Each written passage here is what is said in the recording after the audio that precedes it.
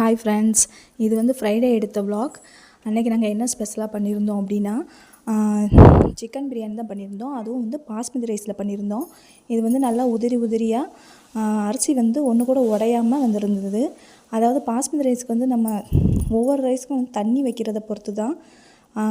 ஒரு கப்புக்கு வந்து 1.5 கப் வச்சின்னா கரெக்டாக இருக்கும்.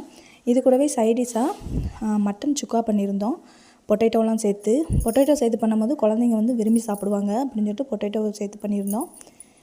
இதுக்கப்புறம் ஆனியன் ரைத்தா பண்ணியிருந்தோம். பிரியாணினால ஆனியன் ரைத்தா இருந்தாலே போதும், நமக்கு நல்லாயிருக்கும். இது சைடிஷ் அது ஒன்று கூட போதும்.